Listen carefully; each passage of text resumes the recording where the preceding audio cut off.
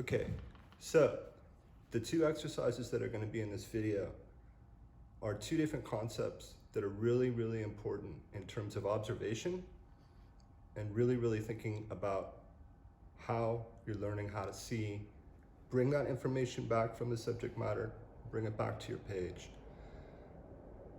They're both very instrumental in helping you really kind of utilize what you're understanding about drawing and what you're seeing and how you're really thinking about form.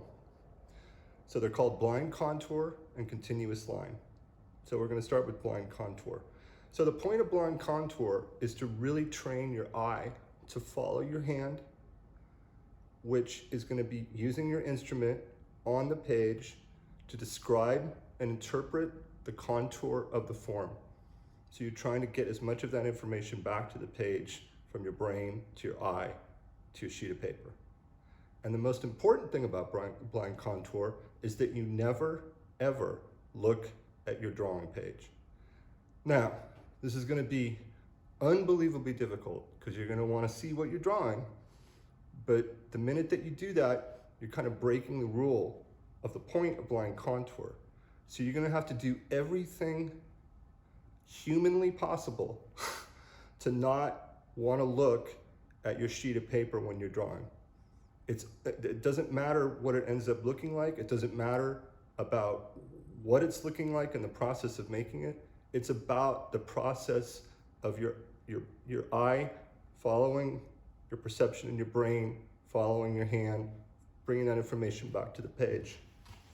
So I'm basically going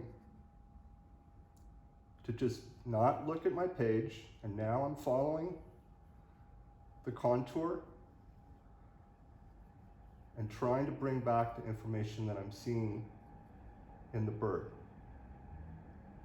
And so my eye is guiding my pencil on the page as I follow my eye around the characteristics of the form, which is the bird.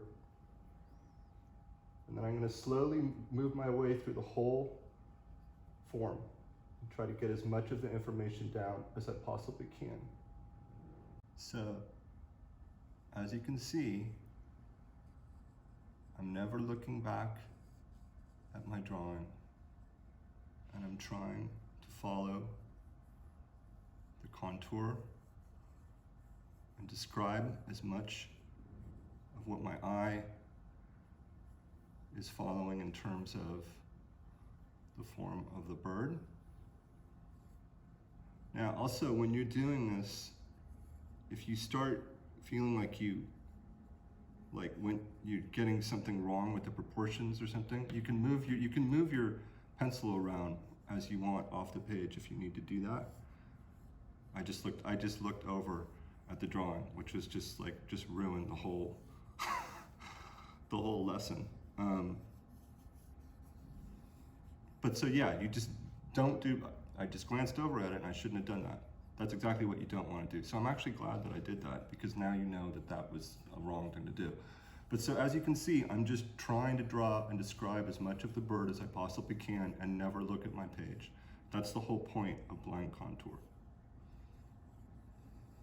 So another thing about blind contour drawing is that if you have holding my newsprint pad like this, and I've got the subject matter in front of me, or whatever I'm drawing, one thing you can do is just go like this with your pencil. Your pencil's here, and you just cover up, and so the sheet falls over where you're drawing, and then this will completely enable you never to be able to look at what you're drawing. So basically, I'm just drawing on the sheet below the one that's on top of my hand and my pencil. Okay, so basically the only thing I can do is to lift up the sheet, which I know I'm not supposed to do because it's blind contour drawing.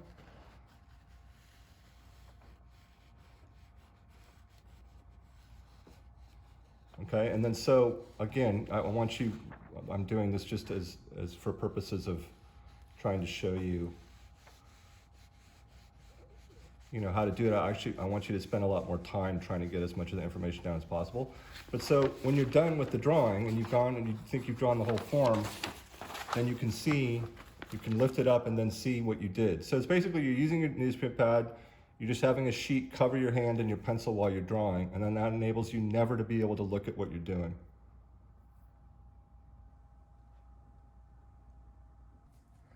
So now what we're going to do is what's called continuous line. And not unlike blind contour, the point of continuous line is really to train your brain and your perception and your eye to really start seeing the contour and the shapes of what you're drawing and bring that information back to the page. But the main thing about continuous line, unlike blind contour, is that you can look back and forth at your drawing and the subject matter and back and forth at the subject matter. But you almost want to the most important thing is you never let your pencil leave the page. Okay, so right now I'm going around the outside contour of the banana, and my pencil is never going to leave the page. And so that's why it's called continuous line, is that I'm training my eye to follow the contours of the shapes that I am bringing back to the page to draw the form. And if for some reason, and now I'm going to draw a part of what I'm seeing with the bell pepper, and as you can see, my pencil never leaves the page at all. So this enables you to really start basically bringing that information back to the page to describe the contour analysis and all the shapes that you're seeing within the form.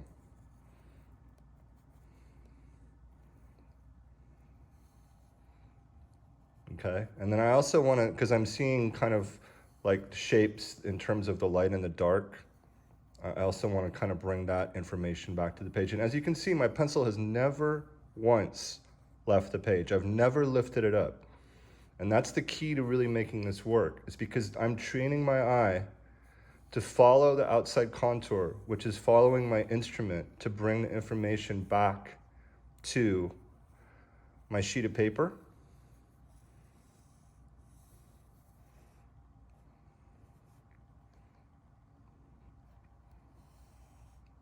And I'm trying to describe what I'm seeing in terms of the shapes and the form and the scale.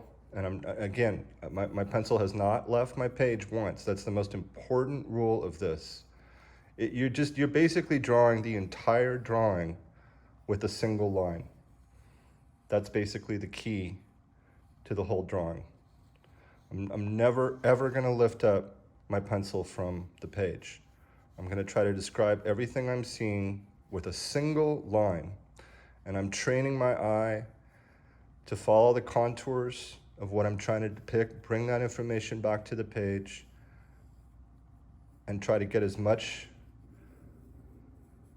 analytical information of all the shapes and the structure of everything as I possibly can. And if I want to go back, I can come back here, because I didn't give the banana part of doing this part of seeing that part of the shadow. And then also the other thing is that if you're doing something and you draw something, if I made this too wide, I just bring my pencil back and then I just refine it. And now what I've done is, like, if that part right there that I went out too far, when I brought that shape out, I'm just going to come back in and make sure that I correct that in terms of the proportions of what they actually should be. Okay, so basically what I'm going to want you to do is just set up a few different objects together, like 2 or 3, and just do like maybe, 4 exercises where you're using this concept of continuous line, and then just really make sure your brain and your eye or making you follow the outside contour and bringing that information back to the page and kind of getting it as close to what you're seeing as possible. And then again, if you need to make proportional changes, like if I needed to make this wider or something, then I just bring a line out more. But I'm still, not once during this whole video has my pencil left the page. So that's basically the rule and the goal to this exercise. And that's exactly what it is. It's just an exercise to train your brain and your eye to follow your hand, which is following the form, which is bringing the information back to the page. So now I lift off my pencil.